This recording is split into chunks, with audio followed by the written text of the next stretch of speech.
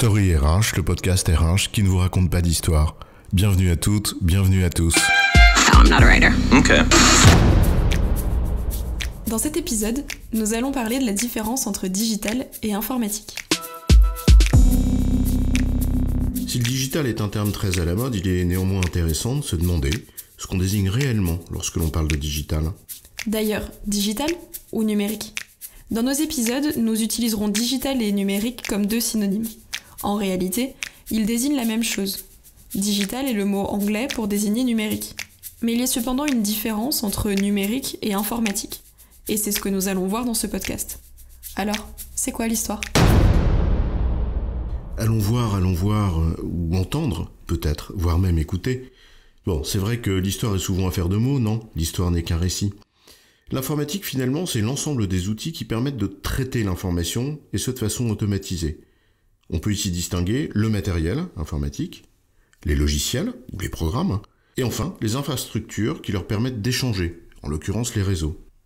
Le matériel informatique d'abord, ce qu'on appelle les devices pour les utilisateurs, sont par exemple les serveurs, les ordinateurs, les tablettes, les smartphones.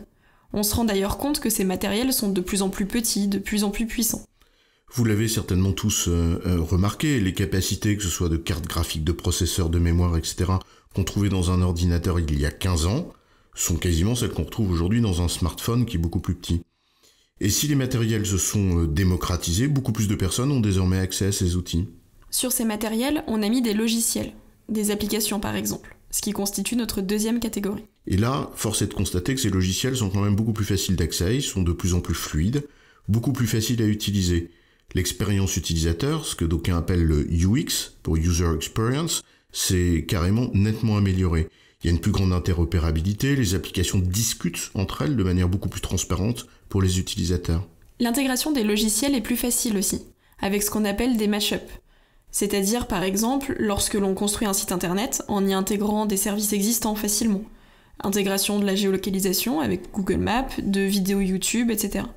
Tout cela finalement assez facilement, de manière presque intuitive et sans formation particulière. Alors, enfin, la troisième composante, ce sont les infrastructures de communication qui permettent à tous ces appareils et programmes d'échanger entre eux, en réseau, ou de stocker des données dans le cloud. Nos matériels, nos logiciels sont désormais tous interconnectés et accèdent au cloud, y compris les objets connectés d'ailleurs, ce qu'on appelle l'IoT, l'Internet of Things, que ce soit un frigo, j'ai jamais bien compris à quoi ça servait d'ailleurs, ou des montres. Cette mise en réseau permet un partage de données beaucoup plus fluide et instantané, et bien sûr une expérience utilisateur plus agréable. Donc on a bien 3 composantes de l'informatique, le matériel, les logiciels et les réseaux. Parler de digital ici, c'est finalement souligner le fait que l'évolution conjointe de ces 3 composantes a conduit à une démocratisation de l'usage de l'informatique. Les mots digital ou numérique, donc, portent une dimension culturelle qui est liée aux usages, ce qui n'est pas le cas du mot informatique. Une comparaison que l'on pourrait faire, c'est celle du jardinage. Le jardinier utilise des outils, une pelle, une pioche, un système d'arrosage. Et le jardinage, c'est le fait d'utiliser ces outils pour faire pousser des fruits et des légumes. Bien finalement, l'informatique, ce sont les outils, et le digital, c'est le jardinage. C'est l'utilisation de ces outils, l'usage. Tout à fait. Donc en fait, quand on parle de digital, on vise pas spécifiquement le matériel, ou les logiciels, ou la mise en réseau de tout ça, mais on parle bien des conséquences qu'a l'informatique, c'est-à-dire ces 3 composantes, sur les usages.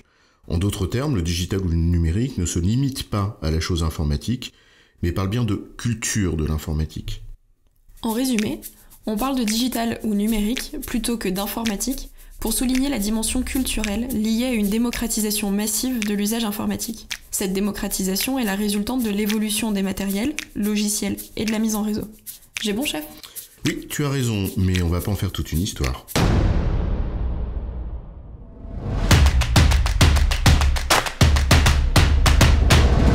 Story RH, le podcast RH qui ne vous raconte pas d'histoire.